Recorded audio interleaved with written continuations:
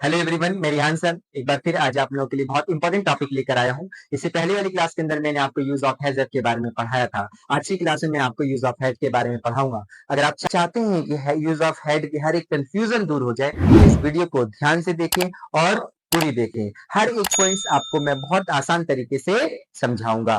तो आइए आज की क्लास की शुरुआत करते हैं। Use of had. Use of had मतलब पास था, पास थी, पास थे, रखता था, रखती थी, रखते थे। जो हेड है वो सिंगल सब्जेक्ट के साथ भी यूज होगा और प्लूरल सब्जेक्ट के साथ भी यूज होगा। सब्जेक्ट्स हमारे सिंगुलर हो या प्लूरल हो, सभी के साथ हेड यूज होगा। जैसे he, she, it, name, this, that, इन सभी के साथ head. I, we, you, they, these, those, इन सभी के साथ हेड। इसमें हेड के अंदर कोई सिंगुलर और प्लूरल कुछ भी नहीं है, सभी के साथ हेड का इस्तेमाल होगा। समझ में आई बात या सुना? सबसे पहले हम पढ़ेंगे अफर्मेटिव सेंटेंस के बारे में। तो इसका स्ट्रक्चर क्या होगा? Subject, head, object, full stop. जैसे कि पहला एग्जांपल, उसके पास सब कुछ था। अब ध्यान से देखें, इस सेंटेंस के अंदर यहाँ पर वर्ड आया पास और यहाँ पे वर्ड आया था। पास था, ठीक है। तो आपको समझ में आ गया कि ये हेड के बारे में बात हो रही है। उसके इंग्लिश क्या होगी? ही, ठीक है। तो ही वो सब्जेक्ट सब प्लूरल हो या सिंगुलर हो उससे कोई मतलब नहीं है, हमें हर जगह क्या यूज करना है? फिर उसके बाद सब कुछ को क्या कहेंगे? एवरीथिंग। तो ही हैड एवरीथिंग। अगर ये ही जो है, अगर फीमेल की बात करूं तो उसके की जगह यहाँ पे शी हो जाएगा। तो शी हैड एवरीथिंग। समझ में आई बात या सुनट? तुम्हारे पास एक अच्छा मौका था। यहाँ ध्यान से देखिए, पास और था, ठीक है। तुम्हारे के इंग्लिश यू लिखेंगे, योर नहीं लिखेंगे। मैंने प्रीवियस क्लास में इसके बारे में बताया है, क्योंकि तुम्हारे के बाद कोई नाउन नहीं है। ऐसे नहीं तुम्हारे पापा, तुम्हारी मम्मी, तुम्हारा भाई, तुम्हारा घर, ऐसा कोई वर्ड इसके साथ में जुड़ा हुआ नहीं है। इसलिए इसकी इंग्लिश हम सिर्फ यू लिखेंगे। यू लिखने के बाद फिर हम क्या लिखेंगे? हैड। एक अच्छा मौका, अ गुड चांस। फिर इसके बाद फुल स्टॉप। तो you had a good chance. अब आप यहाँ ध्यान से देखें, यहां भी मैंने यू के साथ हैड लिखा, ही के साथ भी मैंने क्या लिखा? हैड। ऐसा इसलिए जो हैड वर्ड है ना वो सिंगुलर दिखेगा और ना ही प्लूरल, ये सभी के साथ आएगा। समझ में आई बात है सुनाट? अब हम नेक्स्ट एग्जांपल देखेंगे। मेरे पास कुछ किताबें थी। मेरी की इंग्लिश आई, और आई के साथ हम क्या लिखेंगे? हैड। वो आई हो या ही हो, शी हो, कुछ भी हो, हम सबके साथ हैड लिखेंगे। फिर उसके बाद ऑब्जेक्ट, कुछ किताबें, कुछ के लिए क्या? सम। किताबों के लिए क्या? बुक्स। तो आई हैड सम बुक्स। फिर उसके बाद फुल स्टॉप। समझ में आई बात ये सुना? अब हम पढ़ेंगे नेगेटिव सेंटेंस के बारे में। तो नेगेटिव सेंटेंस का स्ट्रक्चर क्या होगा? Subject did not have object. Subject did not have object. आप एक चीज ध्यान से देखें, यहां पर डिड आया तो हैव आया, हैड नहीं आएगा, हैव आएगा। Subject did not have object, had यहाँ पर नहीं आएगा। समझ में आई बात? तो ये आप भूलेंगे नहीं, इसे याद रखेंगे। यहाँ पर हैड नहीं आएगा, यहाँ पर हैव ही आएगा, ठीक है। वह महंगे कपड़े नहीं रखता था। वह महंगे कपड़े नहीं रखता था। वह चीज क्या होगी? ही के साथ डिड, फिर नहीं के लिए नॉट, फिर उसके बाद हैव। महंगे कपड़ों को कहते हैं एक्सपेंसिव क्लॉथ्स। क्या बोलते हैं? Expensive clothes. आप एक चीज का ध्यान रखेंगे कि जो डिड है, डिड जिस तरीके से हैव वो सिंगुलर सब्जेक्ट्स के साथ भी यूज होता है और प्लूरल सब्जेक्ट्स के साथ भी यूज होता है, उसी तरीके से डिड भी जो है ना वो सिंगुलर सब्जेक्ट्स के साथ यूज होता है और प्लूरल सब्जेक्ट्स के साथ यूज होता है। इससे डिड भी प्लूरल सब्जेक्ट्स हो या सिंगुलर सब्जेक्ट्स हो, सबके साथ यूज हो। समझ में आई बात कैसा ना? इसलिए मैंने ही के साथ डिड लिखा है, नहीं के लिए नॉट, फिर हैव। ऑब्जेक्ट क्या है? महंगे कपड़े, एक्सपेंसिव क्लॉथ्स। समझ में आई बात या सुना? एक चीज का आप ध्यान रखेंगे हमेशा, क्या रखेंगे ध्यान? कि जब डिड आएगा तो यहाँ पर हैव आएगा। समझ में आई बात? हैड नहीं आएगा। नेक्स्ट एग्जांपल, उसके पास नौकरानी नहीं थी। उसके की इंग्लिश क्या है? शी। आप यहाँ पर ही भी लिख सकते हैं। फिर उसके बाद डिड, नहीं के लिए नॉट, फिर उसके बाद हैव। नौकरानी को क्या कहेंगे? मेड। फिर उसके बाद फुल स्टॉप। नौकरानी को क्या कहेंगे? मेड। समझ में आई बात? अब आपके माइंड में क्वेश्चन राइज हो रहा होगा कि सर हमने यहाँ पर हैड नॉट का इस्तेमाल क्यों नहीं किया? तो मैं आपको बता दूं, आप बेफिक्र रहें, मैं had not, have not and has not क्यों नहीं यूज किया हमने? प्रीवियस क्लास के अंदर मैंने डूडस का यूज किया, इस क्लास के अंदर मैंने डिड का यूज किया, डिड नॉट के बाद हैव का इस्तेमाल किया। ऐसा किस लिए किया? मैं आपको एक सेपरेट क्लास के अंदर एक सेपरेट वीडियो लेकर आऊंगा, उसमें हर एक पॉइंट को समझाऊंगा। एक्चुअली में कुछ एक्सेप्शंस है जिसके अंदर कभी कभी हैड नॉट यूज होता है, कभी कभी हैड नो यूज होता है। ऐसा क्यों होता है, क्या वजह है, इसकी मैं एक सेपरेट वीडियो लेकर आऊंगा, उसमें मैं हर एक पॉइंट आपके क्लियर करूंगा। अभी बस आप ये ध्यान रखें कि subject did not have object का इस्तेमाल करेंगे। जब डिड यूज करेंगे तो सिर्फ हम हैव का इस्तेमाल करेंगे। इसके लिए आप बिल्कुल बेफिक्र रहें। मैं हैड नॉट यूज यहाँ पर क्यों नहीं किया हूं? क्या वजह है, या प्रीवियस क्लास के अंदर हैव नॉट या हैज नॉट का इस्तेमाल क्यों नहीं किया था, उसके बारे में मैं आपको एक सेपरेट वीडियो में जरूर बताऊंगा। तो अब हम नेक्स्ट एग्जांपल की तरफ चलते हैं। उसकी मम्मी के पास बेटी नहीं थी। तो उसकी मम्मी को इंग्लिश में आप यहाँ पहले आप क्या देखेंगे, पास थी, और इसमें क्या आया, नहीं। जब पास थी देखा तो आपको समझ में आ गया यूज ऑफ हैड है। फिर नहीं देखा तो समझ में आ गया कि हैड का नेगेटिव है, मतलब ये वाला rule, subject did not have object, did not subject did not have object. इसका इसके इंग्लिश बनाएंगे, उसकी मम्मी को कहेंगे हिज मदर या फिर हर मदर। अगर किसी लड़के की माँ है तो हर मदर, अगर किसी लड़के की माँ है तो हिज मदर। फिर इसके बाद क्या लगाएंगे, डिड, तो मैंने यहाँ लिख दिया डिड। फिर इसके बाद क्या लिखेंगे, नॉट, तो मैंने यहाँ लिख दिया नॉट। फिर इसके बाद क्या लिखेंगे, हैव, तो मैंने लिख दिया हैव। उसके बाद बेटी, बेटी को क्या कहेंगे, अ डॉटर, क्या बोलेंगे, डॉटर। फिर उसके बाद लास्ट में फुल स्टॉप। समझ में आई बात, कैसा नॉट। तुम्हें बुखार नहीं था, तो इसकी इंग्लिश कैसे बनाएंगे, तुम्हें की इंग्लिश यू, और यू के बाद क्या लिखेंगे, सब्जेक्ट हो गया यू। फिर उसके बाद डिड, मैंने डिड लिखा, नहीं के लिए नो। फिर उसके बाद हैव, बुखार को क्या कहेंगे, फीवर। फिर उसके बाद फुल स्टॉप। अब आप एक चीज ध्यान से देखें, जो ये सब्जेक्ट है ना, इसको बुखार है। समझ में आ रही बात, जो ये सब्जेक्ट है इसको बुखार, इसका मतलब इस सब्जेक्ट के पास बुखार है। पास का मतलब क्या, इस इंसान के अंदर वो चीज है, वो बीमारी, वो डिसीज है। तो मैंने इसे पहली वाली क्लास के अंदर ही बताया था कि जब डिसीज को बताना होता है तो हम हैज, हैव या हैड का भी इस्तेमाल करते हैं। समझ में आई बात या सुनो। अगर पास्ट का सेंस हो तो हैड का, और प्रेजेंट का सेंस हो तो हैज, हैव का। इसलिए मैंने नेगेटिव में you did not have fever, तुम्हें बुखार नहीं था, इसकी इंग्लिश बनाई। सलीम एक अच्छा स्वभाव नहीं रखता था, मतलब गुड नेचर का इंसान नहीं था। तो सो सिंपल, सलीम को सलीम लिखेंगे। फिर उसके बाद क्या लिखेंगे, डिड, नहीं के लिए नॉट। उसके बाद हैव, एक अच्छा नेचर मतलब स्वभाव, स्वभाव का मतलब अ गुड नेचर। तो Salim did not have a good nature. समझ में आई बात। तो Salim did not have a good nature, Salim एक अच्छा स्वभाव नहीं रखता था। समझ में आई बात। अब हम पढ़ेंगे interrogative sentences and negative interrogative sentences के एग्जांपल्स। सबसे पहली चीज, इंट्रोगेटिव सेंटेंस का स्ट्रक्चर देखेंगे। पहले हम डिड लगाएंगे, फिर subject, have, object and question mark. अगर आपको इंट्रोगेटिव सेंटेंसेस क्या होता है इसके बारे में नहीं पता, तो आप मेरी पहली वीडियो देख लें, उसमें मैंने सेंटेंसेस के हर एक टाइप्स के बारे में समझाया है। पहले हम लिखेंगे did, subject, have, object and question mark. सबसे पहला एग्जांपल देखेंगे, क्या तुम्हें वहां सब्र था। शुरू में आ गया क्या, और लास्ट में आ गया क्वेश्चन मार्क। इसका मतलब इंट्रोगेटिव का क्लॉज एंडेड का फर्स्ट। ठीक है, क्लॉज इंट्रोगेटिव सेंटेंस के दो पार्ट होते हैं, clause ended and open ended. तो क्लॉज एंडेड में उसमें हमें आंसर देना होता है यस या नो, और ओपन एंडेड में चीजों को एक्सप्लेन करना होता है। समझ में आई बात या समझ। अब अगर इसके बारे में सचमुच कुछ सीखना चाहते हैं सेंटेंस के बारे में, तो आपने पहली वीडियो देख लें, उसमें मैंने हर एक पॉइंट्स को समझाया है। क्या तुम्हें वहां सब्र था, शुरू में मैं डिड लिखूंगा रूल के अकॉर्डिंग, फिर सब्जेक्ट तुम्हें इंग्लिश यू, फिर उसके बाद हैव, सब्र को कहते हैं पेशेंस, वहां इंग्लिश में देयर। फिर उसके बाद क्वेश्चन मार्क। बहुत सारे बच्चों के माइंड में क्वेश्चन अराइज हो रहा होगा कि सर एक बात बताएं, लास्ट में था आया, तो था की इंग्लिश तो हमने वॉज वर भी पढ़ा है, तो क्या मैं यहाँ पे तुम्हें को देख करके वर लिख दूं, वर यू पेशेंस देयर। मैं कहूंगा नहीं, बिल्कुल भी नहीं लिख सकते, क्योंकि अगर ऐसा करोगे तो सेंटेंस गलत हो जाएगा। क्योंकि इस सेंटेंस का मतलब है क्या तुम्हारे पास वहां सब्र था।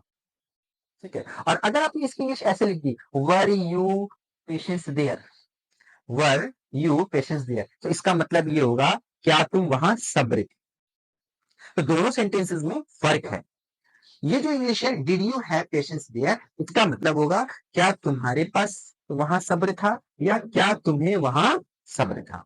समझ में आई बात या सुना।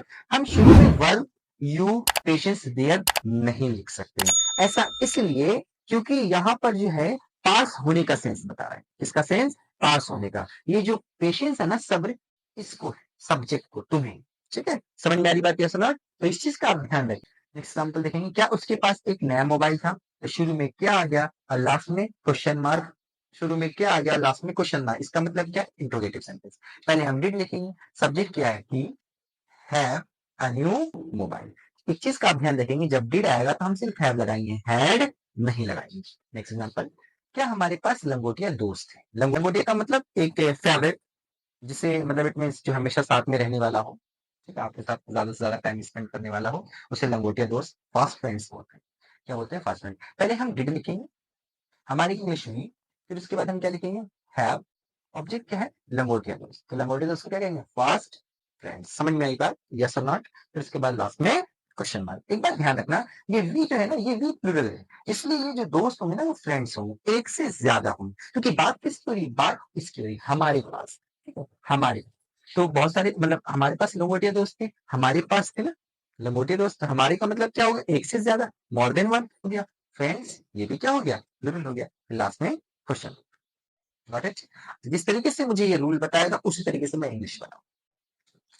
अब हम पढ़ेंगे नेगेटिव इंट्रोगेटिव सेंटेंस के बारे में। पहले नेगेटिव इंट्रोगेटिव सेंटेंस का स्ट्रक्चर डिड लगाएंगे, फिर सब्जेक्ट, फिर not, have, object and last में question mark. Negative interrogative sentence का मतलब क्या, ऐसे सेंटेंस जिसमें क्या भी होगा, नहीं भी होगा और लास्ट में क्वेश्चन मार्क। और इंट्रोगेटिव सेंटेंस का मतलब क्या, शुरू में क्या होगा और लास्ट में क्वेश्चन मार्क।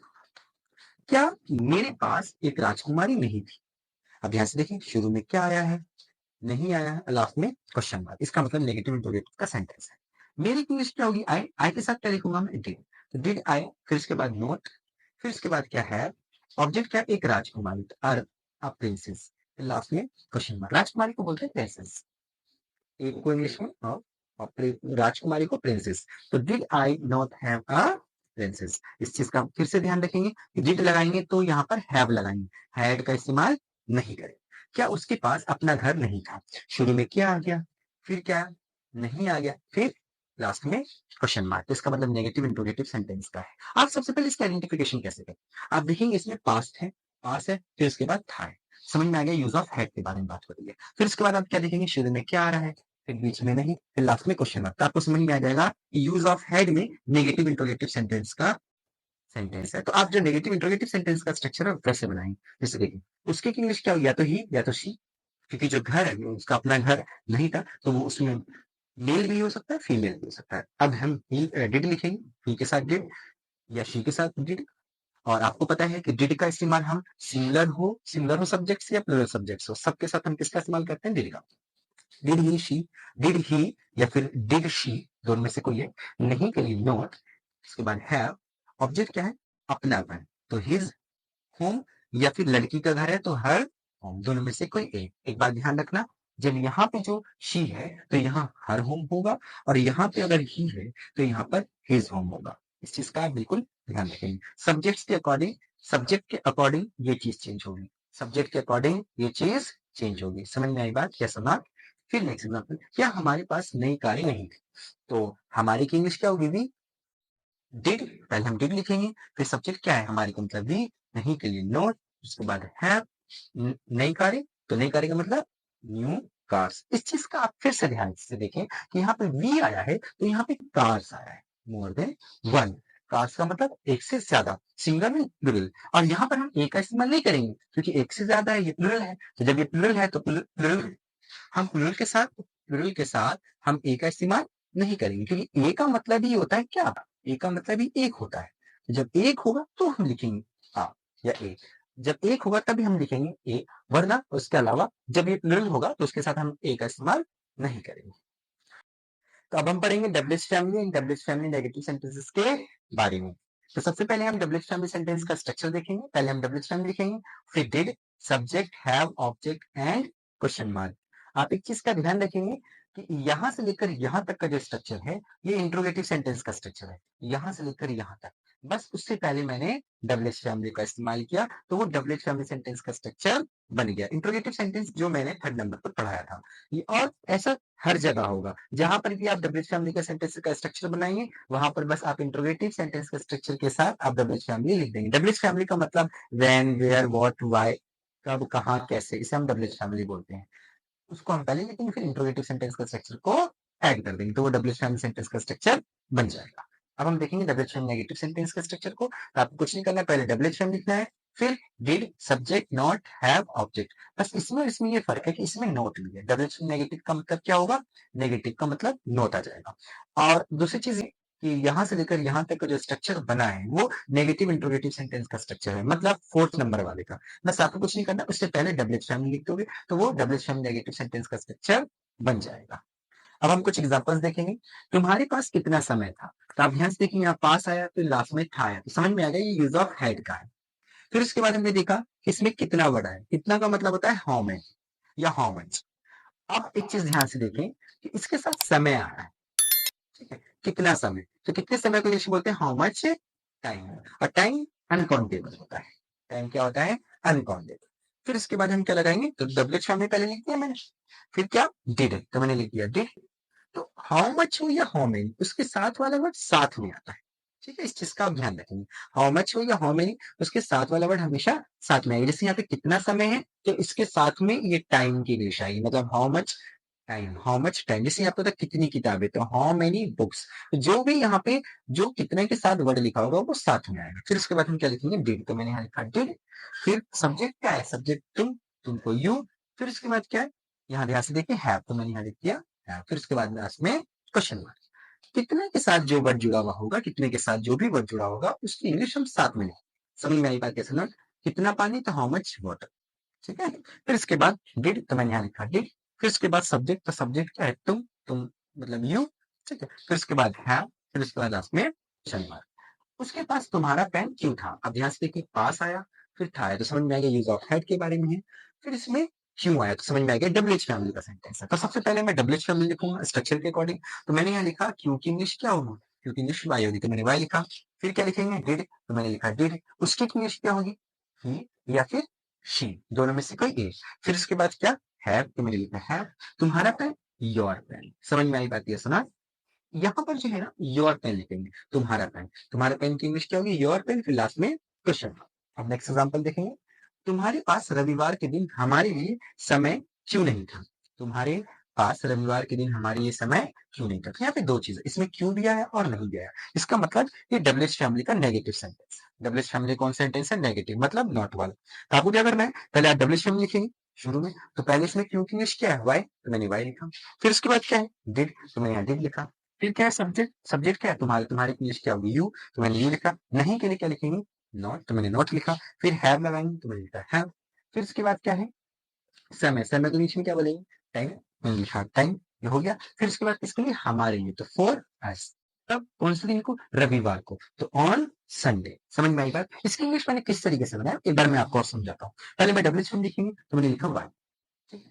फिर उसके बाद क्या, डिड लिखेंगे, तो मैंने लिखा डिड। फिर क्या लिखेंगे, सब्जेक्ट, सब्जेक्ट क्या है, तुम्हारे, तुम्हारी की इंग्लिश, ठीक है। फिर उसके बाद रूल में देखो नोट है, तो मैं यहाँ लिखूंगा नोट। फिर रूल में क्या है, तो मैंने लिखा हैव। समझ में आई बात है, सुना। फिर इसके बाद क्या है, फिर देखेंगे टाइम, समय की इंग्लिश क्या होगी, समय की इंग्लिश होगी टाइम, तो मैंने लिखा टाइम। किसके लिए, हमारे लिए, तो मैंने लिखा फॉर अस। कौन से दिन को, रविवार को, तो मैं लिखूंगा ऑन संडे, क्योंकि डे से पहले प्रीपोजिशन ऑन का इस्तेमाल करते हैं। फिर उसके बाद लास्ट में क्वेश्चन। डे से पहले प्रीपोजिशन ऑन का इस्तेमाल करते हैं। ये प्रीपोजिशन के बारे में जब हम टॉपिक पढ़ेंगे तो इसे क्लियर करेंगे। आप लोगों के लिए कुछ इंपॉर्टेंट पॉइंट्स तैयार किए हैं, इसे एक बार आप देख लें कि जब डिड आएगा तो नॉट के बाद हैव आएगा, मतलब डिड और हैव का कॉम्बिनेशन होगा, मतलब डिड आएगा तो हैड नहीं आएगा, जब डिड आएगा तो हैड नहीं आएगा, इस चीज का आप ध्यान रखेंगे। जब डिड आएगा तो डिड के साथ क्या आएगा, हैव आएगा, इस चीज का आप ध्यान रखिए, ठीक है। जब डिड आएगा तो क्या आएगा, हैव आएगा, हैड नहीं आएगा, ठीक है।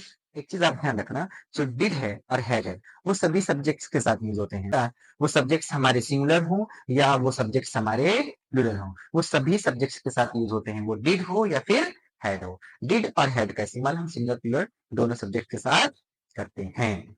मुझे उम्मीद है जो मैंने आपको समझाया वो अच्छी तरीके से समझ में आया होगा। अगर फिर भी आपको कोई कंफ्यूजन है तो इस वीडियो को आप एक बार और देखिए, हर एक पॉइंट आपको क्लियर होंगे। अगर फिर भी कोई कंफ्यूजन रह जाती है इंग्लिश से रिलेटेड तो आप दिए हुए नंबर पर व्हाट्सएप के जरिए मुझसे पता कर सकते हैं, उसका सॉल्यूशन मैं आपको जल्द से जल्द प्रोवाइड करूंगा। अगर इस वीडियो से सचमुच आपने कुछ सीखा है तो इस वीडियो को लाइक करें, ज्यादा से ज्यादा शेयर करें और हमारे चैनल इंग्लिश विद रिहान को सब्सक्राइब करें। मिलते हैं हम नेक्स्ट क्लास में एक नए टॉपिक के साथ, जब तक आप अपना ध्यान रखें।